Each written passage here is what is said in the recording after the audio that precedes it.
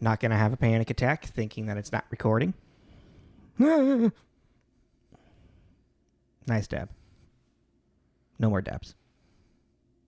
Super dab.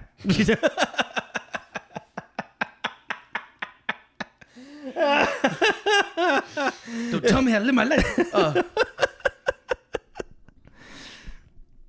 I don't have anything. That could be it. Just get right in. All right, cool. This is Tommy. All right, this is Jacob. This is Tommy and Jacob's mixtape.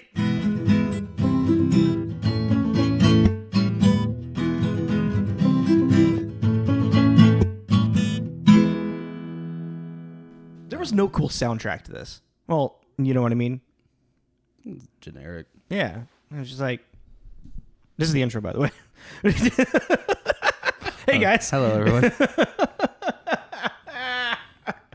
No, I don't know. I was like, because like last week we were talking about, this is kind of like right before that whole like craze happened of like the alternative rock music, having the music video for it. I mean, I guess Batman Forever did come out a few years before this, but like that kind of maybe like was the beginning of it.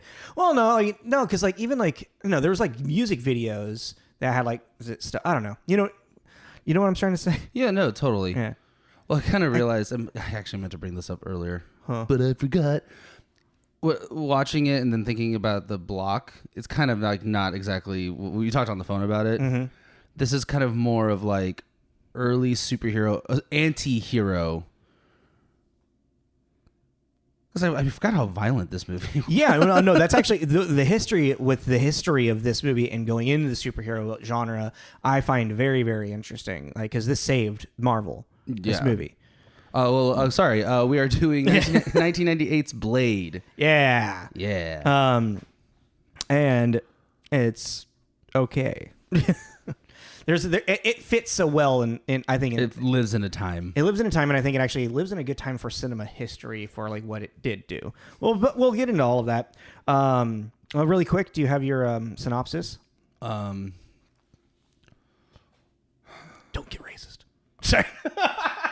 What could I say? I don't know. Now I'm like, how could I make it racist? Half vampire, half human hybrid must unravel conspiracy to bring on a vampiric apocalypse. Okay, yeah. And you're digging deep. I was like, you could just be like, have vampire takes on vampires. And I specifically chose the word conspiracy for a reason. Okay. Yes. Okay. Yes. It's not a conspiracy in the movie, though. It just happens. No, but it is. It's like because Frost is up to something. It's like there's like a very loose political thing going on between the vampire ranks, but then you find out it's actually a prophecy, and it's like the end of Ready or Not, or was it Ready or Not? Was that the one where they're like hunting the girl? Oh, yes, right, yeah, because they play games for the weddings, and the game they pick is hide and seek. Yeah. Ready or Not. Yeah. Because they're hunting her because they have to kill her before the sun rises. Otherwise, they're dealing with the devil. Anyway, so it goes. Wait, go. All right, so Blade, 1998. Its IMDb rating is a 7.1, which I was like, okay. I was just curious. I looked at Blade 2 and Blade 3 to see which one had the higher, and I was expecting Blade 2 to have a higher one, but no, they go down, steadily down. She made us watch Blade 2 after this. Fallon did? Huh, okay. I mean, that's your favorite one. Yeah, I love that one. Yeah, and strangely, my favorite one is the third one because it's just bonkers. The funniest thing about watching this with Fallon is that she just melds it into one big movie. The first two? All of them. All three of them? Yeah, all of them. She's like, isn't this the one with like the dogs? I'm like, no, that's the third one. And then she's like, well, what about the guy and I'm like, that's the second one. She's like, well, what happens in the first one? I don't think you've seen the first one. Now that I think about it, she was like, I don't think I've actually ever seen the first one. She has. I think it was like that's funny. So long ago, Tomato score, or Rotten Tomatoes, tomato meter is 57, and audience score is 78. So I feel like this is much more like an audience appreciated movie than critically acclaimed, which makes sense to me. Its premiere date was August 21st. Oh no, its premiere date was August 19th, and then it went into the theaters on the 21st of 1998, August of 1998. I kind of like, it's interesting. I don't think there's like really big premieres like this, like that were in the 90s. Remember that? Where it'd be like, the premiere of the movie at this place in LA. And then like a couple days later, then the world would get to see it. I don't really have an opinion about 1998. I was 12. I was 5. So you're right. Yay! Yay! I'm an adult. I do have speaking of when this came out, I have this really weird memory. Oh yeah? Yeah, and maybe you can help me with this, actually, because I was trying to figure it out. So I remember this is one of the few movies a parent took me to. Okay. I believe my dad. And within the first 15 minutes in the bloodbath scene, I had to leave because I got scared. Yeah, I think you've told me this story, yeah. And I was trying to figure out, was this one of the, like... Okay, so I was like, why would my parents take me to this? And I was like, oh, in their head, were they like, oh, it's a comic book movie? But this is before comic book movies were a thing. Yeah, but then my next question was, at this, like, did I convince my... Like, okay, like, well, then I thought, was the animated series pretty much done and over with by now, or is it still going? There was no animated series. I'm sorry, the Spider-Man animated series. See, okay, I got really confused. So, like, Blade was introduced in 1996 in the Spider-Man animated series, and it's very much similar to kind of like this Blade, but I found out through my reading of history of Blade comics, he wasn't anything like this type of... Yeah. So, he wasn't like a hybrid. It seems that, like, yeah, like he wasn't. He was just a vampire. He wasn't even a vampire. Yeah, he was just a vampire hunter. He was a human. Yeah, he was a vampire. So this whole thing of Blade being half vampire kind of came from either Spider-Man or this. Well, which is interesting. He ended up getting bit by Morbius, and then he became a hybrid. But my question... Oh, no, that was in the comics, yeah. But then my question is, though... Or my theory is, did I see Blade in the Spider-Man cartoon and convince my parents to take me to... Possibly, because I saw him in Spider-Man, so my parents were like, oh, it's like a Spider-Man thing. Yeah, I see, yeah, possibly. Yeah. They walk out like, that was a mistake. Either that or, your parents just weren't paying attention to the R rating and didn't really think that... It was going to be like that. Yeah. Yeah.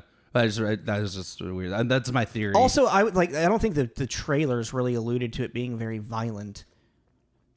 Well, this was crazy too because they're vampires, so they turn into ash, and you're like, so how violent can it really? Like, honestly, and it's like, no, they still explode and blood and guts and stuff. It's so weird. It's a lot of weird inconsistencies. There was like, it'd be cool, and that's kind of like the end of the conversation. Yeah, basically, yeah. What if their heads exploded? Yeah, a lot.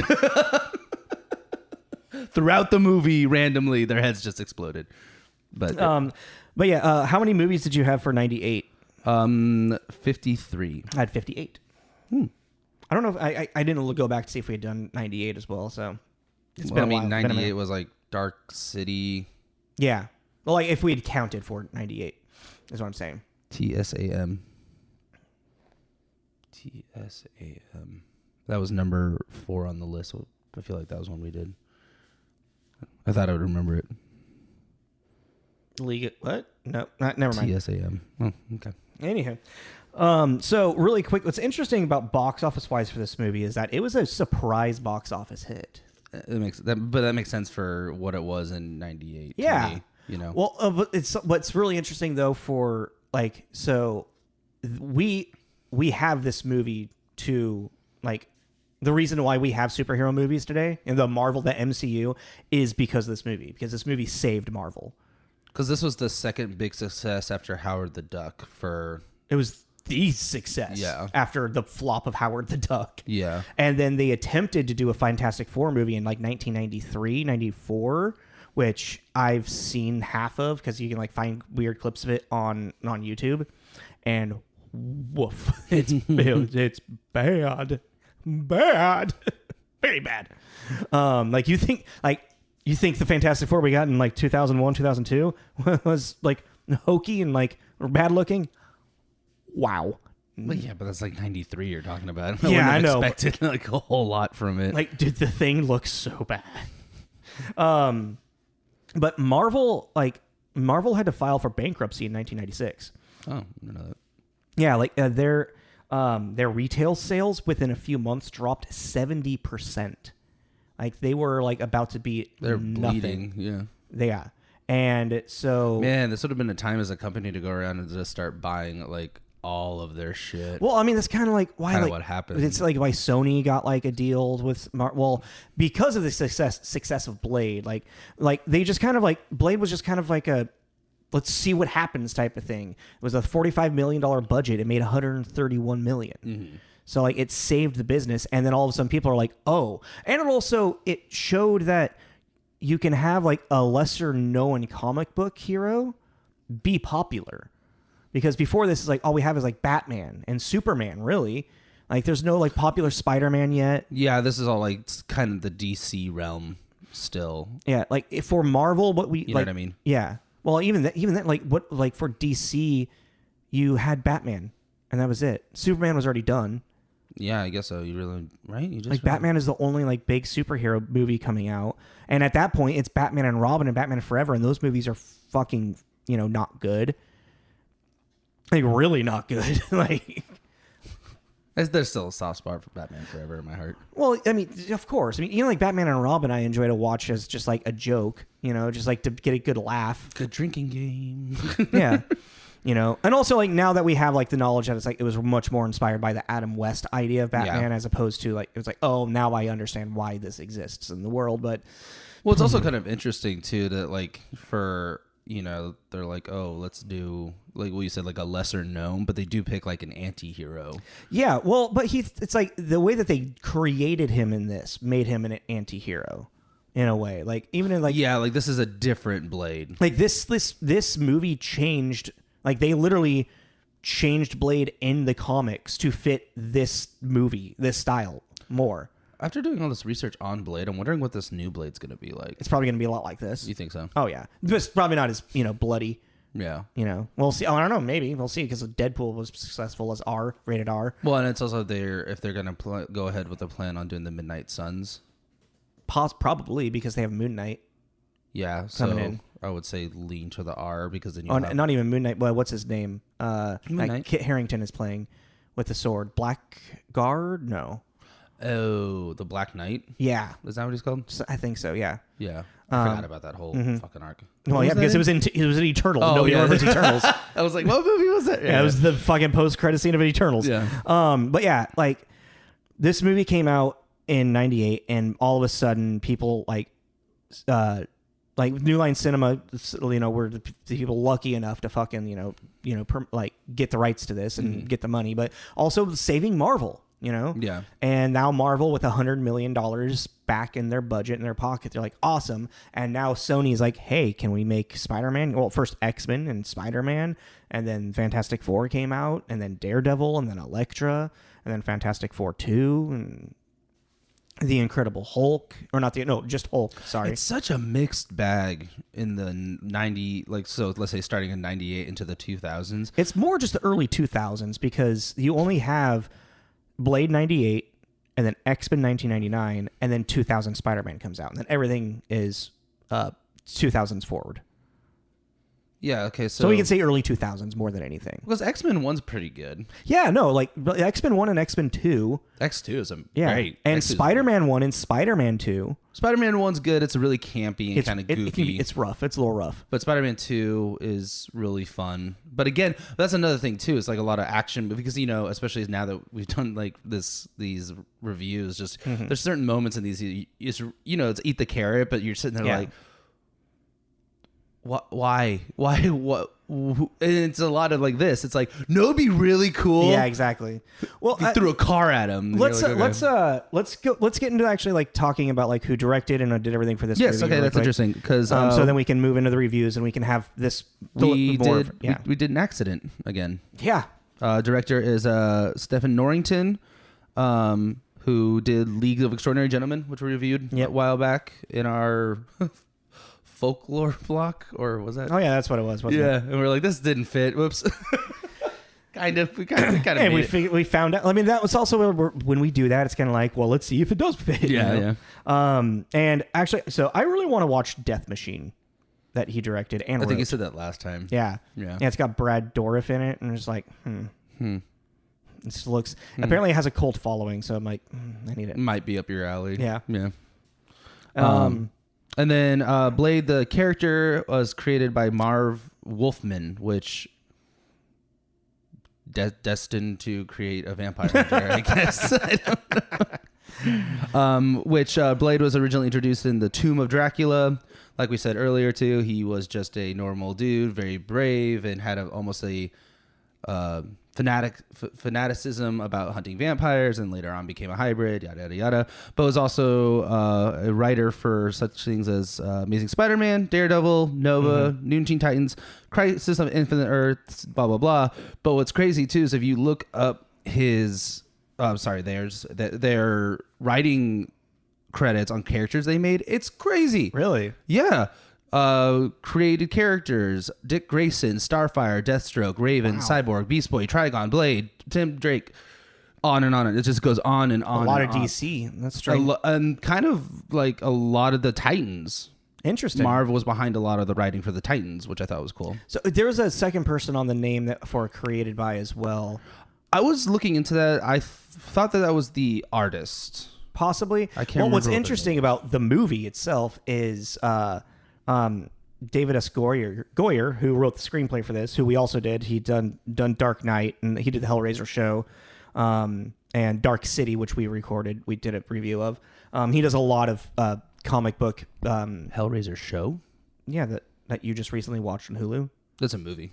Oh, I thought it was It's a show. It's just a movie. Oh. That's why I was confused. There's a show too? Oh no, I thought that was a show. It's That's just why a I was movie. like, I didn't want to watch it because like I don't want to commit to a show. Oh no, it's just watch it. It's just a movie. Oh, okay. It's like a 2-hour-long movie. Oh, so yeah, the newer Hellraiser. Yeah, the newer Hellraiser, which was actually pretty good. Yeah, David S. Goyer writes a lot of superhero movie stuff or like animated stuff. Like he's a huge writer in that realm. But he actually he refused to like give rights to New Line Cinema unless they actually like based on characters by Marv and the other person that we can't remember the name. Gene Colan. Yeah, Gene Colan. Who's his credit is credited as the artist. The artist. Okay, so like the design for Blade. David S. Goyer was like, we need to give credit to these guys, and New Line's like, no, and then he's like, well, then you're not going to get my script, and then they That's cool. and then they finally budged, but then Marv was like, don't give Gene any credit. I created the guy. Oh no, do we have a Bill Finger kind of yeah. Bob I was Kane like, thing? oh shit. I was like, I mean, that's just like a little tidbit of history that I found with it. But It's such a weird thing. You kind of hear about that happen a lot with these writer artists. no, yeah. But it's like it's such a collab. It's like because you come up with a base idea like, okay, so we have this guy, he's a martial artist, and his parents are killed. Oh, cool. What if he kind of looked like a bat? Okay, so now the story is he's going to fall into a bat cave, and that's going to create the fear. You know what I mean? It's like, well, it's interesting. Is I feel like it's a lot more of the older generation of comic book illustrators and writers and artists in general, because it was such a cutthroat like industry for them for a long time that it's like where now people are a little bit more open on sharing. Like it's like no, it was a team effort thing. No, it also might be a thing because we are in the digital age. It might be easier to prove that this fucker stole something from me. Yeah, because I have an entire back catalog on my computer with time that it's like I can prove. Yeah, so it's like go ahead and try to steal someone's shit, and you're probably gonna get busted. I mean, because like the whole story of Bill Finger and Bob Kane is insane. Like how Bob Kane literally stole Batman from Bill Finger. Yeah, like it's. Have you watched that documentary? Yeah, a long time ago. Yeah, like when it first came out. And like, I mean, it's even Stan Lee's kind of like done some shady shit like that as well. It sounds like. Yeah, I've heard stuff about that. But he tries to also like give credit where credit's due when he can. Well, he did. Rest in peace, bro. Excelsior, bro. So yeah, written David S. Goyer, directed by Stephen Norrington, starring. Oh, well, I was also gonna say David S. Goyer is also credited for Hot Girl, Nemesis, and Thinker. Also, it's like two big like comic book people, creators that have like helped create characters. Yeah. Just like, oh wow, this is very much in the blood of this is comic books. Which I was like, oh, that's kind of interesting. But yeah, that was all. Which I mean, the script kind of feels that way too. Like, well, for what they were, that just quick paced narrative. Yeah, just boom, boom, and this, and then this, and then head explode. Cool, exactly. Yeah. This movie starring the infamous Wesley Snipes. I don't know if he's infamous. I mean, he's kind of infamous. This is like his most well-known role. Yeah. I would say depending on your circles. Like I would say for some people maybe Tu Wan Fu. That's a very niche crowd right there, bro. I don't think it is. Not a lot of people know that movie. Oh, I love that movie. Yeah. But like, no. I Demolition Man is that one I would say is kind of niche. That one's kind of like random ass action sci-fi movie. I mean, that one's like ish. I feel like this movie, because like if someone says Blade, the vampire hunter, they immediately Wesley Snipes comes in their mind. You know what I mean? But I'm just saying like, or if I say Wesley Snipes, they're like, oh, isn't that the guy that played Blade? Or I'd say New Jack City. That's early 90s like type. You know, like it's really interesting to see where his career went in a strange way, because like, yeah, Demolition Man, but like he did like dramas and like some comedies like White Men Can't Jump, like through like the late 80s and early 90s. And then all of a sudden he became kind of like an action star with Blade. Oh yeah. Then what was that other with that romantic one he did? Oh, Jungle Fever. Remember that one? I haven't seen that, but oh, boy. Is that Spike Lee? Is that a Spike Lee joint? I think so. Okay. He did this one really cool movie called, I don't know if you ever saw it, called Gallow Walkers. Mm-hmm.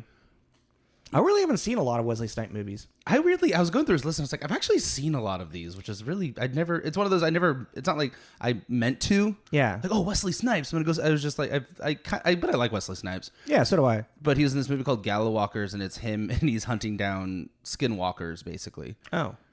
It's Blade in the desert. Interesting. Kind of. But it was actually, I remember it being cool. But again, this is years ago, so I don't know. Yeah, so, I mean, Wesley Snipes plays Blade. And then we got Stephen Dorff, who's playing, what's his name? Deacon Frost. Do you not see that picture I sent you? Yeah, I rolled over. I didn't care. Why? I don't like it. Okay. I'm sorry. I don't really like this movie. I was just like, okay, whatever. Dick. I was like, eh. I made that. Oh, you made that? Yeah. Oh, no, I thought you found it and sent it to me. Oh, sorry. No. You sent me a picture with zero context that just says Deacon Frost. I'm like, okay, cool. I was doing it under like the idea of like Deacon Frost for head of Vampire Council, like a voting poster. Okay. Yeah, okay. With context, now it makes sense. Stephen Dorff. Fuck you. I'm not an asshole. Please, Deacon Frost. You set me up. Who was he in Leatherface? I don't remember really. Oh, okay. I think he may have been part of the family. I can't remember.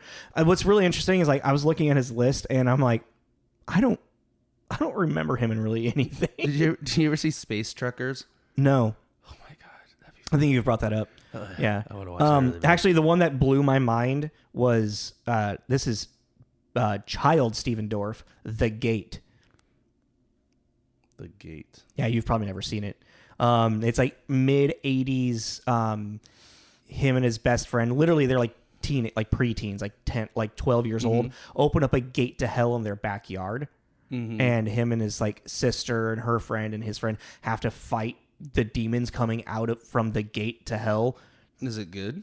It's super campy. That sounds kind of fun. Yeah, I really, really like it. It has a very, very I watched it when I was a young kid and just like, and I was like, this movie's so cool. But like there's this really terrifying moment where Stephen Dorff, he like looks at his hand and there's an eye in his hand and it's just like looking at him and he takes a piece of glass and stabs it.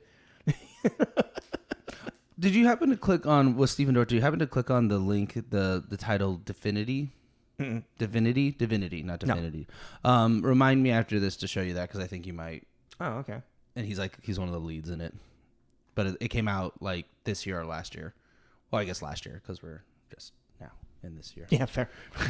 And then next, so yeah, he plays the big bad guy. I think Embouche Wright. What's her character's name? Karen. Thank you. I wanted to say Vanessa, but that's the mother. Which that's a weird thing. We'll get there. Embouche Wright. I really like. This is the only thing I really recognize her from. Like her most popular stuff was like a movie called Dead Presidents. I remember seeing that. I've never seen it. I can't really recall. Yeah. I mean, and the next like big thing that I noticed on her IMDb list was episode of Chappelle Show, which I mean, I'm pretty sure that I have seen her other than this because I've watched all of Chappelle Show. Well, and yeah, a couple other big like claim to fame. Zebrahead was another one. But yeah, like Dead Presidents is the only thing that really like stuck out to me, and I was like, I don't really remember that one. I'd never heard of it until I did this research. So the cover, like I was just reading, I read the little bio. Yeah. Dead Presidents, it didn't really mean anything to me, but then I saw the picture, the poster, and I was like, oh yeah, wait, I have a really weird, it's like fuzzy memory about that. And then last I would put in Kristofferson, who I didn't realize was more famous as a musician than anything. A super group with fucking, who was it? Did you read into that? Oh, fucking, was it Woody? No, I can't remember. Woody Nelson? I think so. Yeah. He did like let me actually look it up real quick. He did like a huge super group with like a bunch of like popular old, Willie Nelson, Johnny Cash, and Waylon Jennings. What song do they do? What does it say? It's a country super music group called the Highwaymen. The key to creative force, the outlaw country music movement that has skewed the traditional Nashville country music machine in favor of independent songwriting and producing. Ooh. Was in the original A Star Is Born with Barbra Yes. Streisand, which I didn't know was a remake. Wait, you didn't know that the Bradley Cooper one was a remake? Mm-mm. Oh, I thought you did. Oh, that was a big thing that was like through outlets and whatnot. It was a remake. Oh, yeah. I mean, and also he won a Golden Globe for his performance in that. He played Bradley Cooper's part. Yeah, I figured. Yeah. He wrote like some songs that for other artists, like me and Bobby McGee for the Good Times, Sunday Morning Coming Down, Help Me Make It Through the Night. Like I'm like, wow, this He's guy. like a songwriter. Yeah, I was like and then all of a sudden he's in the Blade trilogy, and he has a couple of random voice acting credits. Like he was in Gun. Really? Yeah, Gun was cool. Gun was the predecessor to, like, it was like Red Dead Revolver came out. Then there was Gun. No affiliation, but it was very much like... Same. Was it still Rockstar? I don't think so. Oh, okay. I don't believe so, but it was really cool. And I was like, holy shit, he was in Gun. I loved that game. It was on 360. What was I going to say? Shout out to Donald Logue. Yeah. Quinn, who was in Zodiac. We reviewed that. Gotham. He's in Ghost Rider, apparently. I don't remember him in Ghost Rider. I guess he's Johnny Blaze's friend. Oh, is he? I don't know. When was the last time you watched a Ghost Rider? when it came out, pretty much. And then the second one, Spirit of Vengeance, and Vengeance is not in it. I don't think I've seen that movie, that one, actually. That fucking irritates the shit out of me. Yeah, I know. We've talked about it. Do you remember the show that he was in? The Fox? Like, that's why... No. It was a sitcom. Oh. Arrested for Life. That was the name of it. I didn't want to look it up. I was trying to remember it. Oh, no, I don't know what that is. Oh, yeah. It was a Fox sitcom. He was like a dad of like, 4 kids and the wife. It's your classic... formula. Yeah. Yeah. And he's the dumb dad, and they're all poor. It was kind of like a knockoff of Roseanne in a weird way. Now that I think about it, yeah. But yeah.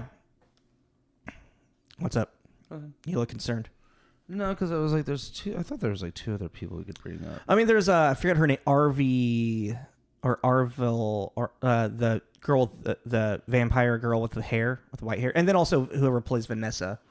Sana Lathan, who plays Vanessa, and then there's Udo Kier. Yeah. He's in this. He's like a recognizable face that's in a lot of stuff. Yeah, well, I just thought it was funny because I was bringing up the villain in Pinocchio. He's the villain, and the Jonathan Taylor Thomas one. Really? He's the bad guy, and he was really good. Because he's got that voice, and those eyes that are like really blue and crazy. But I don't want to meet you in in the dark alley. No, thank you. Yeah, I mean, that's pretty much this. I feel like our energy is really strange for this episode. Do you feel that? Yeah. Okay. I just had a weird like flash in my head if he was like your server at a restaurant. Here's your caramel macchiato. Don't want to drink that anymore. What's in that? Yeah. What'd you put in it? What'd you put in that? Help me. Help me. All right, let's get into your reviews. What you read, what you found. Because I'm really curious. Because before we started recording, Tommy did mention he was like, I started reading the reviews and I was like, I don't remember it being like that. Yeah. And so now you left my mind curious. All right. So reviews are 10 positive, 7 mixed, and 8 negative. Mm-hmm. That sounds about right. A mixed bag. Oh, I'm on the wrong page. Get on the right page. Get on the right page. So we haven't been able to do one for a while. So I went with Roger Ebert at Chicago Sun-Times, 75 out of 100, because I kind of agreed and didn't agree, and I wanted to see what you thought. It's interesting. I would not expect him to rate it as high as he did. Mm-hmm. Wesley Snipes understands the material from the inside out and makes an effective blade because he knows that the key ingredient in any interesting superhero is not omnipotence but vulnerability.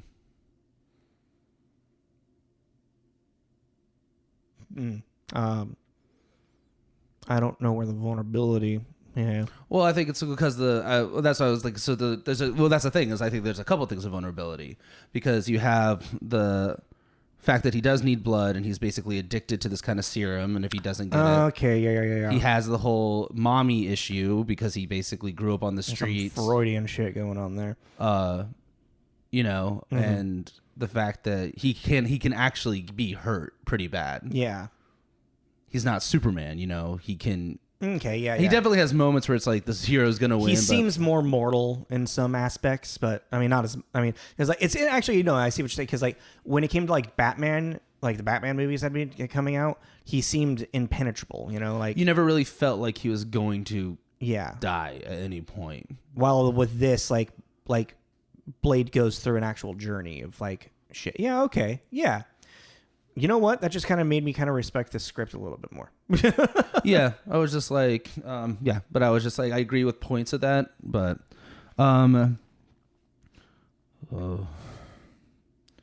Susan was this. I can't. I don't know how to. I don't got it in front of me.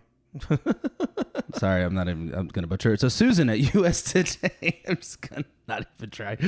I meant to look it up, but I forgot. 50 out of 100.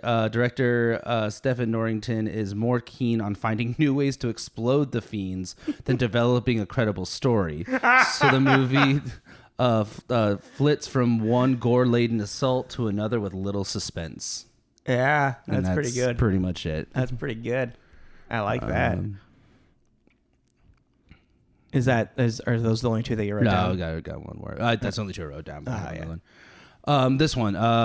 Rita Kempley, 30 out of 100, The Washington Post. A vulgar attempt to revamp the undead genre by introducing computer-generated splatter and a casket full of themes from genetic tinkering to conspiracy theories. And that's what made me go, oh yeah, this is kind of a conspiracy, because there is a very thin layer of politics behind the scenes with the vampires and the deals they make with the humans and the treaties, and he's gonna break the treaties and and it's very Deacon thin. Frost is like, I don't give a fuck, man. He's like the rebel vampire. Yeah, exactly. And he's not a pure blood. He's dirtying up the political system. Yeah, he's vampire dark world. He's gonna shake up the system, and yeah. Little do we know, like he's just hungry for power. Yeah, that's big. Imagine that. Weird. Huh. God. Yeah, I mean, I just got to say is like, I just don't really find this movie as interesting as I once did. Does that make sense? Yeah. I just tried to even type in their last name to see if I could get like a translation in it. Just don't worry about it. Nothing coming up. Yeah, like I remember like when this movie, I mean, as a kid, I mean, this came out when I was like 12, and like it was cool then. And I remember I had it on VHS and I watched it quite a bit. But I didn't really pick up on a lot of the nuances in it, Mm-hmm. I do got to say, like David S. Goyer's script is smart in its own right, but like it's just one of those things, like since it is like an early comic book hero movie or comic book movie, there is just this like the way that it moves from beat to beat, and just like all of a sudden what's her name, Karen, yeah, Karen, all of a sudden now she just like forces herself to be like Blade's sidekick in a weird way. and then all of a sudden she knows how to use a gun, even though she's like, I've never watched. Do you ever use one of these? No, but I can figure it out. It's like, no, okay. Like this just. Well, she doesn't even really use it. No, she doesn't. And then she doesn't really do much. And then all of a sudden, like she like has like this whole like badass attitude from like, you're a fucking doctor. Where did this come from? You know, it's like there's just like there's like little things like that where it's just like, man, it's like they're just forcing personalities onto characters that just for the sake of having them be that personality in the script. You know what I mean? Well, I think a lot of it too was a device to explain the lore to the audience. What do you mean? For us to find out what a familiar is.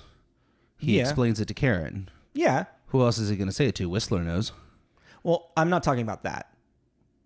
What do you mean? I'm talking about just like how she just all of a sudden like goes from just being like a doctor and like damsel in distress. Well, you're saying the forced sidekick thing? Yeah. Yeah, I'm saying like that was like, I feel like a device to also like explain to the audience that, because think about it, everything that we got from like, there was no like as an audience sitting there kind of watching the lore unfold. It was that's all fine. That's all well done, well crafted by David S. Goyer. Oh, that bugged the hell out of me. Really? Yeah. No, I mean that's just the way that I mean for this that's how you just give explanation.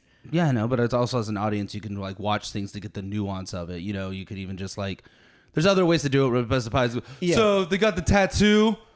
That means but that's how it was done then. You know what I mean? I know. We needed it. Yeah.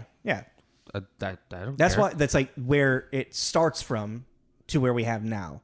Yeah. Yeah.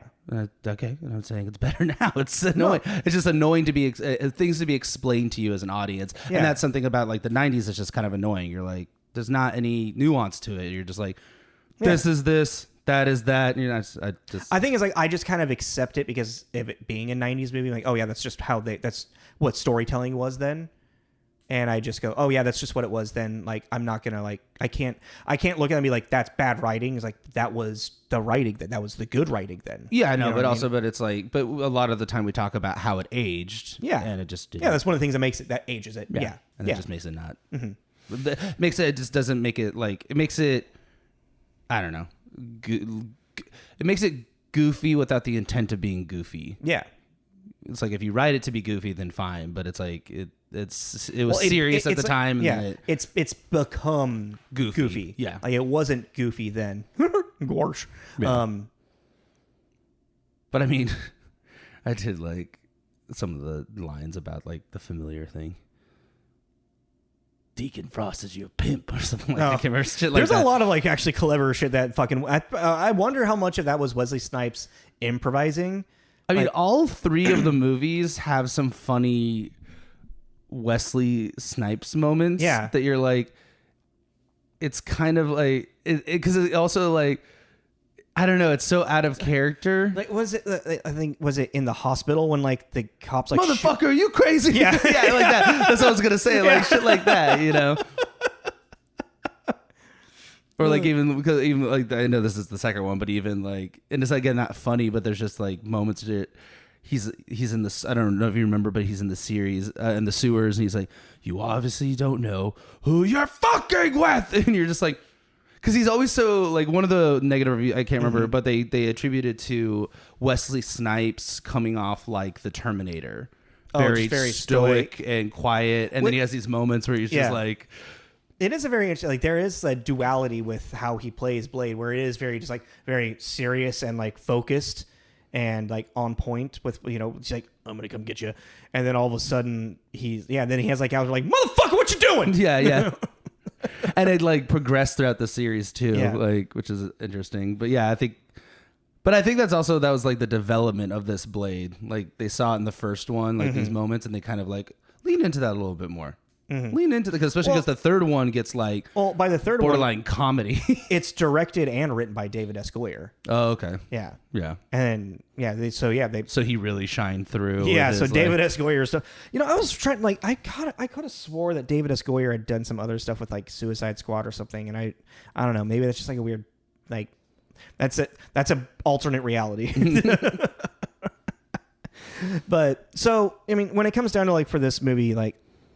yeah, as I was saying, is like this is very much it's writing and it's it's like container that it is as a comic book movie. It sets up this like framework for for comic book movies to go through in the next in the early 2000s, because how it introduces Blade at the beginning, it just all of a sudden like you get like the bad guys, but then all of a sudden Blade is there to save the day, with the with the blood rave, the bloodbath. That's actually I like that shot with the DJ as he raises his arms and all of a sudden you see bloodbath come up and then the blood just pours on everybody. I thought it was weird though. The opening of this movie is actually cinematically shot and very, very well. And it's interesting to see. This movie has like ups and downs of like, okay, this is actually really interesting and cool, to like, okay, this is kind of bland and whatever. Like I like that the girl leading the guy into the rave, they're walking through a meat packing yeah, and you see like a body, like a human body in a bag. Yeah, it's like very subtle like images where it's like, oh yeah, these vampires look at humans as nothing but cattle, and they're dead cattle to them. But why also is she the only one that brought a human? But then there's that weird thing. It's like, yeah, why? It's like, are they all gonna feed on this one human? Yeah. Also, did you see Donald Logue getting a blowjob? Yeah. I was like, whoa, what the fuck? Yeah, then that's the thing too. Is this like I will say though, like all in all, this movie does feel like no, it'd be cool. Mm-hmm. Blah blah blah. Now let's make the story lead to no, it'd be cool. Mm-hmm. Because there's just certain things that I was even trying to like figure out, like when he pins Quinn up against the wall and he's like, "I'm really tired of chopping you up. Now I'm gonna see if fireworks." Yeah, so why? But like, this is kind of sadistic. Yeah. Yeah, it's like, just kill him. But then I was like, I don't know. And I was like, well, because then the cops show up right after that. So then Blade disappears. And I was like, well, was that like, because he says like, well, let's see if fire will work. Yeah. So is he like using Quinn as his weird little vampire killing guinea pig? Kind of, yeah. And every time he finds him, he's like, what can I do to you that you'll bounce back from? I mean, if that's actually the case, that explains why Quinn fucking hates Blade so much. Because he's been chopping pieces off of him for however long. But again, it's not explained, which you don't really need to, but you need, I don't know. I was just kind of like, was that just to do it moment? Or was that actually like, was that the idea? I think it could be a little bit of both more than anything. I don't know. You could do, that could be a thing too, is like I'm going to hurt Quinn in this way. Let's see how long it takes him to bounce. Like how long it takes him to bounce back. I think honestly, it's just like, let's see if this kills you, and if it kills you, then good, it's done. If not, then we'll find. I'll see you again. I'll see you in a week. Yeah, because then it's like immediately after like the cops show up, Blade is just at the hospital, like he knows that Quinn isn't going to be dead. Yeah, I think actually that is like, he didn't watch Quinn die, so he went in there to just finish it off. And make sure, yeah. But you see, then there's little tiny plot holes to this movie that are kind of like that. Which is like, oh, and now Blade is just here, and like, oh, and now all of a sudden the radio is in his ear that you didn't see before. Like little shit like that, or even the inconsistency at the end with the sword fight, and like the blood's on one side of the face, and the blood's on the other side of the face, and the blood's on the other side of the face. It's like, or like. With Whistler, that was his name, I think. Yeah, he's like, they're holding hands. Blade walks away, cuts back to Whistler, and they're still holding hands. Yeah, it's like he just went back like, one more squeeze. Okay, bye. Or when Wesley Snipes puts on his vest, but he doesn't button it up and jumps down into the pit, and then all of a sudden, I was like, did you put that? During all those flips go. Did you notice how overkill they went with the sound effects for the very last fight? Yeah, it's awesome. It's like so it's so loud compared to the rest of the movie, and it's like, because this is the final fight. This is when shit's going down. You know what's interesting is like, I will say like the choreography in this is kind of fun, but you can see that where like fighting choreography for especially superhero movies has gone, like they're so much better nowadays. Like they're better shot, they're better choreographed. There's like so many, like during this, I was watching the bad guys in the background. Mm-hmm. For every person that would come up and fight Blade, there's just one like, oh, my turn. Oh, my turn. Yeah. Oh, my turn. It's like, just until like the scene where they need to like actually kidnap him. Yeah. Then suddenly yeah, they no, can't, and now they're like, oh wait, now we know what teamwork is. We can work together. Crazy. Or I mean, I always really enjoy watching Wesley Snipes do martial arts in general because he is like a martial artist. Is he actually? Yeah. I thought he studied. I thought he just like began studying for this movie. No, he's actually like a martial artist. Oh, interesting. Yeah. Okay. Like I can't remember which one of the blades, but whoever the choreographer, I remember reading like an interview once, was super impressed with Wesley Snipes because he was the only person that he's ever met that could do the in one try. Oh, with the sword? Like put the sword back in the sheath on the back. That's pretty dope. Yeah, he just went whoosh, like he could actually do it. And he was like, oh, like he's like, oh, fuck. Okay. You didn't stab yourself? Cool. Snapple fact. I remember reading that years ago, but I also was like another weird, like kind of what you were talking about with the choreography. Remember that scene? It's in the tower, and Blade's here, and the other bad guy's here, and they're both just roundhouse kicking. Oh yeah, like 3 times, and then finally they make contact. Yeah. And Fallon just goes, "What? They're just missing." I'm like, okay, sure, yeah. It was like, whose idea was this, and why is it still in the film? Yeah. Did you know there's a fucking So there was the original like aired or like test audience for this. The movie was 2 hours and 20 minutes long, and Stephen Dorff didn't turn. He wasn't like a physical embodiment of La Magra. He was like a blood tornado. Yeah, which kind of what I think I've actually seen. I think I've seen that alternate because it's on the DVD apparently. Oh. But I think I had. Yeah, the blood tornado thing sounded familiar to me too. I think the VHS that I had like special features after the credits. Remember those old days? I don't know if you remember that. I don't remember that. Oh yeah, no, there was like, that's how you would get like, there were like sometimes your VHS, it would have like a making of or behind the scenes or a deleted scenes after the credits. So you'd have to fast forward through the credits to get to what you wanted to watch. And then if you wanted to like watch a specific thing, you have to fast forward through like the making of to get to the deleted scene. Man, VHSs. Good old days. I'm old. But I'm pretty sure I saw that in yeah. Cool story, bro. Well, it's also like really 90s, just the whole plot in general. Like I feel like a lot of the times in this era, a lot of stuff was just, I don't know, coincident. I don't know, like the whole like Frost happened to be the vampire that attacked the mom. Oh, stuff like that. Yeah. And then you know, because then that makes it like this prophecy. I don't know. I was kind of sitting there thinking about like, Blade, you're the chosen one. Oh God, it made me die a little inside. I'm like, do we have to? But yeah, for what this is, because you gotta. It's like we said, it's like this is the stepping stone to where we're gonna get superhero movies going. You know? No, yeah, I know, but it's just like also because I don't know this. And for a '90s audience, they were like, "Oh, this is fucking awesome." Yeah, I know, but what I'm getting at is like also because what Blade kind of did that I always thought was kind of interesting, and it, you know, throughout the development of the series too, and then even like Del Toro taking it and putting it into the strain, is taking the vampire as a virus, as like just as a thing that it's a blood disease. It's a blood disease, and I always thought that was really an interesting concept. And they like lean into that, but then suddenly, like, you know, because even the pure bloods talk about, you know, you're nothing but a parasite, and blah, blah, blah, blah. You know, there's all this like segregation between them.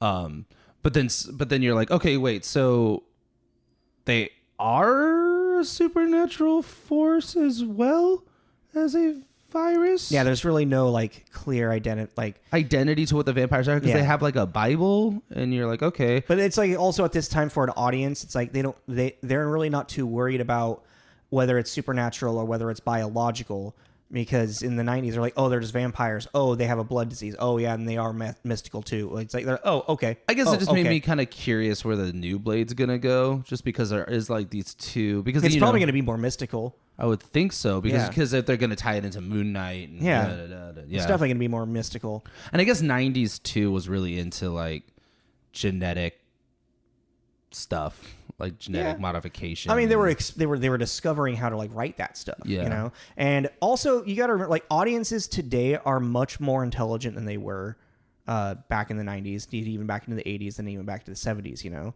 like we've watched so much more media, and like as just like a society, that now when we go back and we watch something like Blade, we realize like, oh, that was really hokey. Mm-hmm. You know, now it's like, now to what we watch, we're like, oh, like we're not going to accept hokey for a good movie. Yeah. You know, unless their person's writing hokey for it to be hokey. Yeah. So that's just like a thing to always remember as well. Yeah. I just have this hard, like I really have a hard time watching, like, I guess anything that I revisit, I guess, I have a really hard time not rewriting it in my head. You know, being like, you could have just skipped a lot of steps if you had just gone not from A to Z to Y to B to X back to Z, just from A to Z. You could have just tied those two things together, and you just would have been way more fluid, and just would have made a lot more sense. Been a lot more cohesive, buddy. Yeah, yeah. But I mean, you can like always like speculate, like, oh, it would have been cool if they did this or did that or did this or did that. But at the end of the day, it's just what it is. What it is. I love Wesley Snipes' as Blade. I think it was great. I really enjoy. I mean, I watched the movies for him as Blade. Yeah. Well, that's kind of by the third one, that's what it turned into. Yeah. Did you ever watch the series? Yeah, I liked it. I never watched it. And again, I don't know.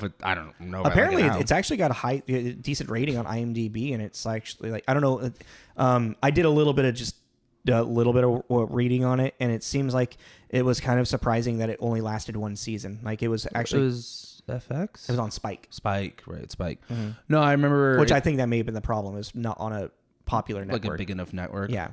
Well, I remember it coming out and being like, it's not, and then I put it on. And I was like, this is actually fucking cool. Yeah, I was kind of bummed out too that it like died out, because Blade is actually kind of a cool property that you could do a series with. Oh, yeah. Which I was actually kind of surprised they were doing a movie. I was like, oh, I thought they were going to kind of go back to the series thing. Like the Marvel MCU stuff now? Yeah. I was like, oh, that kind of seems like that would have been. I think they're starting to pull a little bit away from the series stuff. I think it was just getting too much. Yeah. Well, because also I think they saw the saturation of everything. Yeah. Well, then trying to tie all that in, you know, it's like your audience, you're going to lose your audience because they're not going to want to watch all of this just to keep up with whatever you're building. Yeah. I mean, like, you know, and I even told you too, I was really bummed out when Wesley Snipes was recasted when I heard there's a new Blade coming out, only because I wanted like nothing against the new one, but I just really wanted an old man Blade kind of old movie. Man Logan thing. Yeah, I thought that would have been cool. Like, just one more time, Wesley Snipes, just one more time, like, because they said the third one they set up for another one, I think they set it up for them to be like hunting werewolves or something. Yeah, some shit like that. Yeah. But the werewolves look like Booster from Jingle All the Way. Yeah, that's true. That's right. I forgot about that. Actually, I kind of want to watch that ending. I don't know if I can't remember if that's a deleted ending for the third one. I think it's a deleted ending. I want to watch it. We need to get it up on YouTube when we're done recording. But yeah, we should also let's be wrapping it up here. What are we at? 53. Oh, yeah. Okay. What's your carrot? 2.5. Yeah, I feel the same. I feel like if we were reviewing this 20 years ago, or even when it came out, 3, you know, you've been like, that's the thing I understand. Like, yeah, it's good. No, I think actually when it first came out, if we were reviewing it when it first came out, it might be like 3.5, 4. Oh, I wouldn't. I don't know. I never thought it was that good. I would have given it a 3, but like objectively now, it's like a 2.5. It's still a fun watch. It is, especially watching vampires' heads explode. Yeah, it's crazy violent. It's stupid violent. It's stupid violent. I forgot how violent it was. I was like really, like, I don't remember being this violent. Okay, really quick. What's up with his mother and like being all seductive on him? Like, that was so taking me out of it. She comes up and she's all like, I'm no longer your mother. Like about to like kiss him and shit. I'm just like, yeah. And then all of a sudden she's like, oh, but Eric, I'm your mother. And he's like, you're dead. No, I must release you. Yeah, that's right. Well, I think it's also with vampires in general are always really sexualized. Yeah. Like, even when I think it's crazy for 1998, and they have this like, we know that's his mother, and now they're getting super weird sexual with it. Or the weird when she's like, Karen is giving the blood, and it's like kind of they're almost like having sex. It's like they're... She's like, more. No, she's like, don't stop. Yeah, and he's like grabbing her hair, sucking on her neck. You're like, Jesus. But yeah, I don't know. Is this about to awaken something in me? I don't know, but even with that like thing too, I mean, they're the mother son thing. They're so removed. They're not really like yeah, I guess biologically, but psychologically. I don't know, man. It's just kind of like it's like for her, I'd be like, you remember giving birth to this motherfucker, right? Like that. Well, I mean, she even says though, she's like, these are my people now. I like killing. Like it's just fucking It's very bizarre. It's like I understand. It's like. I don't think I cared anymore by this point. That's kind of fair. I was like, like even like another inconsistency too, which that's a product of the '90s and editing, like where audiences just weren't they didn't have the eye for a lot of that stuff yet. Yeah, well, but I just thought it was weird, like this whole thing of like Blade is the chosen one. He's the key to make Moraga or La Magra like release. They need the blood of a daywalker. But like, you know, so he's in the little coffin thing and the lightning comes, they let him out and then the lightning comes down, the coffin's closed. Like it's supposed to, like, I'm like, was it supposed to pass through Blade to complete the spell? But he's already out. But now the coffin's closed again. Yeah. But I was like, was that the original script idea that it was going to go through Blade because then to make possibly. Because because after that 2 hour and 20 minute one, they had to do a bunch of reshoots and rewrites. So that's So maybe they just were like, "Hey, we already have that shot. No one's gonna notice." Yeah. But I was like, "Oh, is that supposed to pass through?" I don't know. I was just like, "Okay." Yeah. So 2.5. 2.5. Cool. I mean, I do like it when he beats up the familiar cop. Yeah. Because you're also just like, Karen's like, is really all of this necessary? Because he's like destroying her apartment. Well, it's like, well, she's not going to be able to live there anymore. I mean, she might want some of her stuff. Why does everybody get such big apartments in New York? Fuck. Nobody has that big of an apartment. But it's not even New York. I thought they were in New York. Where are they? Nowhere. What? They don't ever specify where they are. They use a bunch of shots of like LA and they do like the Batman thing. Oh, really? Yeah, they never specify. But isn't Blade like famously like? I don't know. Oh, I guess he's And all them. Think about it, yeah. Well, because even think about like it. I think I'm just associating New York because Spider-Man. Well, you know. Yeah, totally. But like even I can't remember what language. You know, the vampire language. I can't remember what it is. But they vampiric. No, they picked like some like Scandinavian or I can't remember what. So they actually picked some kind of like more obscure like Eastern European language like, for a lot of them. Old Eastern European. Yeah, language. Like something that not a lot of people like will recognize. Or Western European, I guess. Not Eastern European. Like a lot of people won't recognize, you know? Yeah. I can't remember what it's called. But I realized that by the third one, I realized that I think they're all speaking the same language. Like, I mean, David S. Goyer keeping it. And he wrote all three of them, so. Yeah, but. All right. What are we doing next week? The Punisher. It's not. What is it? It's not vengeance. It's not revenge. It's punishment. Yeah. It's one of the most ridiculous ending lines to a movie. Is that the ending line? That's the. You remember that? Yeah, I remember that. Oh. Streaming on Peacock, just so you know. Cool. Yeah. Yay. All right, guys. Thanks for tuning in. So I'm just thinking about a bunch of Wesley Snipes quotes now. Well, we should wrap it up. All right, yeah. Thanks for tuning in. Follow us on Instagram. Follow us on wherever you get your podcasts at Spotify, Apple Podcasts, that stuff. Leave us a review. Like, subscribe, YouTube if you're watching us on YouTube, and fun times, cameras in front of us. I just got something in my eye. What's your name? This is Tommy. This is Jacob. This is Tommy and Jacob's mixtape. Bye. Bye, guys.